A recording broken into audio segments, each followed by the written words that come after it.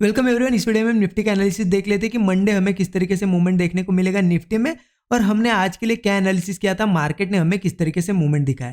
देखिए, आज की ओपनिंग बहुत ज़्यादा इंपॉर्टेंट थी। हमने कल क्या एनालिसिस किया था कि मार्केट यहाँ पे एक रेंज मार्केट ने बनाई है और कल के दिन ब्रेकडाउन भी दिया था। देखिए, मार्केट ने ये रेंज बनाई थी और कल यहाँ पे ब्रेकडाउन भी दिया था। हमने ये भी देखा था कि बहुत से लोग पुट कैरी करके गए होंगे, और मैंने आपको एक चीज़ बताई थी, मार्केट यहाँ कहीं भी ओपन हो, ये हाई नहीं निकालना चाहिए, क्योंकि ये हाई अगर निकलता है तो मार्केट में जो भी ये पुट में जो लोग बैठे सारे लोगों के एसएल है, जैसे एसएल कटेंगे अपसाइड का मूव आएगा। मार्केट ओपन हुआ, मार्केट ओपन होते ही अगेन वापस फर्स्ट ही रेड कैंडल वापस इस रेंज के नीचे आई और यहाँ पे क्लोजिंग दे दी। मतलब सेलर्स को पता था कि मार्केट में जिन लोगों ने पुट लिया है सबको पता था, जो लोग बड़े सेलर्स है, कि अगर मार्केट को इस लेवल के ऊपर जाने दिया तो मार्केट अपसाइड जा सकता है। तो फटाक से उन्होंने फर्स्ट ही कैंडल में सेलिंग कर दी अच्छी खासी। मार्केट ने इसके नीचे ही फर्स्ट कैंडल क्लोज करी और उसका इफेक्ट अगर देखेंगे, क्योंकि कल मैंने आपको कल ही बताया था कि ये जो रेंज अब बनी है 1 2 3 4 5 6 बार यहाँ पे सपोर्ट लिया है, इस बार अब यहाँ पे मार्केट में कॉल लेना बनता ही नहीं है। इस रेंज से बनेगा तो पुट ही डाउन साइड का ही ट्रेड बनेगा। और मार्केट ने देखिए फिर से रेंज ब्रेक करी और मार्केट कंटिन्यू स्लोली आज अच्छा खासा 100 से लेके 100 से लेके 120 पॉइंट का एक वन साइडेड मोमेंटम मार्केट ने दिया है। और उसके बाद कहीं ना कहीं थोड़ा सा इन लेवल्स के आसपास सपोर्ट लेते हुए दिखा है। मार्केट थोड़ा सा ऊपर गया, अगेन आया, अगेन इस लेवल के आसपास से, इसी सपोर्ट के आसपास से थोड़ा रिकवरी दिखाई है। जो लोग यहाँ पे सेलर थे प्रॉफिट थोड़ा सा बुक हुआ है, ठीक है।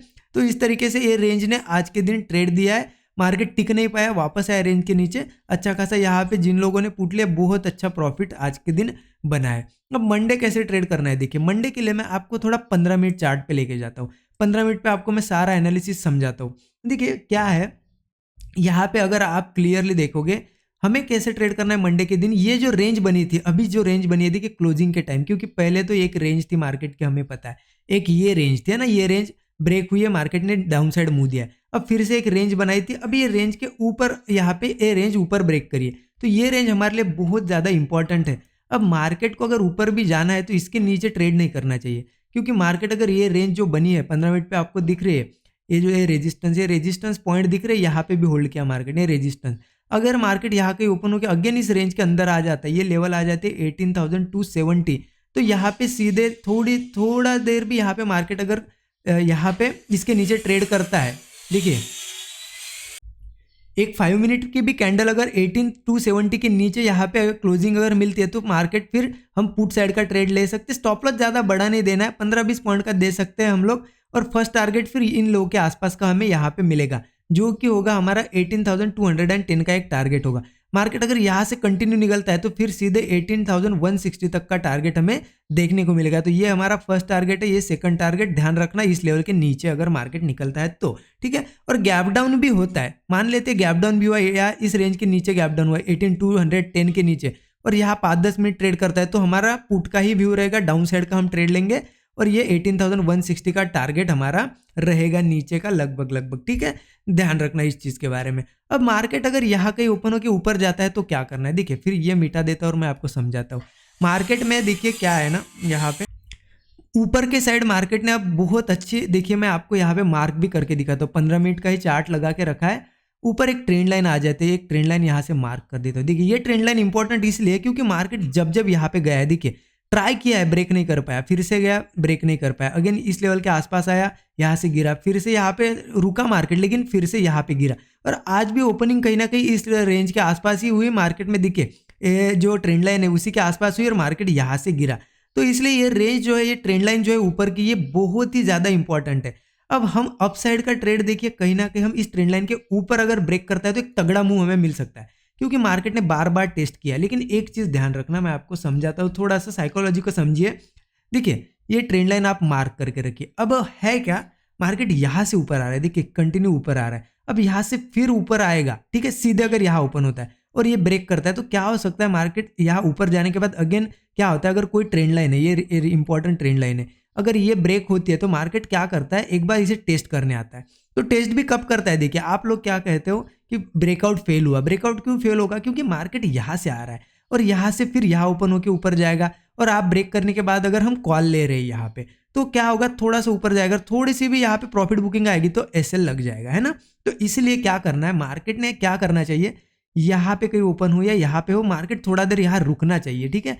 और फिर इसके बाद ये ट्रेंड लाइन ब्रेक करनी चाहिए। आप मार्क करके रख देना। चलो मैं मार्क भी करता हूँ ताकि आपको थोड़ा सा क्लियरली दिखे। देखिए ऐसे एक ट्रेंड लाइन मार्क कर लीजिए यहाँ पे, ठीक है। अब क्या होना चाहिए, मार्केट एक तो कहीं ना कहीं यहाँ पे ओपन होता है और यहाँ पे जाता है, थोड़ा यहाँ पे कंसोलिडेट करना चाहिए मार्केट ने, ठीक है। या यहाँ पे गैप अप भी होता है इसके पास, तो यहाँ पे रुकना चाहिए। लेकिन ध्यान रखना, यहाँ पे अगर रेंज बनाएगा तो देखिए यहाँ पे रेंज बनाई थी, लेकिन ये रेंज डाउन साइड ब्रेक हुई तो मार्केट में एक डाउन साइड कम हुआ है। यहाँ पे भी थोड़ी रेंज बनाई थी, डाउन साइड ब्रेक करी। इस बार डाउन साइड नहीं ब्रेक करनी चाहिए, ये रेंज अप साइड ब्रेक करेगा तो ये एक ट्रेंड लाइन का भी ब्रेकआउट और रेंज का भी ब्रेकआउट। यहाँ पे हम कॉल ले सकते हैं। ये लेवल आप देख लेना, थोड़ी सी ऊपर नीचे हो सकते हैं। 18370 के आसपास की लेवल आ जाएगी, 18370 के आसपास। इसको जैसे निकालेगा मार्केट, फिर हमें सीधा सीधा इस हाई के आसपास का एक टारगेट मिल जाएगा, जो कि है हमारा 18440 का हमारा टारगेट। और मार्केट यहाँ से भी कंटिन्यू निकलता है तो सीधे हमें 18600 तक का भी टारगेट मिलेगा। लेकिन ध्यान रखना, थोड़ा सा यहाँ पे पहले ही यहाँ से हम आ रहे हैं, 18600 एक ही दिन में मिले या नहीं मिले, लेकिन 18440 हमें श्योरली मिल जाएगा, ये ब्रेकआउट मिलेगा। लेकिन ध्यान रखना, ये ब्रेकडाउन अगर करता है तो फिर अगेन मार्केट कहीं ना कहीं थोड़ी सी वीकनेस दिखा सकता है।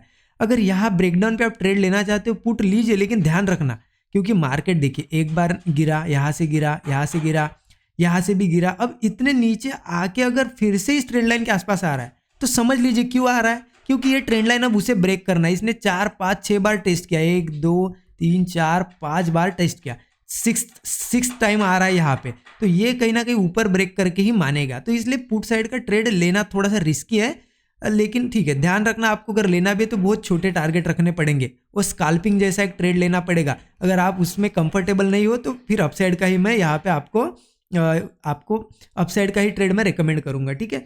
अब इस एक ध्यान रखना, मार्केट अगर गैप अप भी होता है और सीधे निकलने लगता है तो थोड़ा सा रिस्क है, क्योंकि देखिए क्या करता है, मैंने आपको बताया, ये रेजिस्टेंस लेवल एक बार ब्रेक करता है तो मार्केट टेस्ट करने आता है। आप गैप अप के बाद सीधे कॉल में बैठ गए, मार्केट थोड़ा ऊपर से अगर इसे रीटेस्ट करने आया और फिर ऊपर निकला तो इसमें एसएल नहीं जाना चाहिए।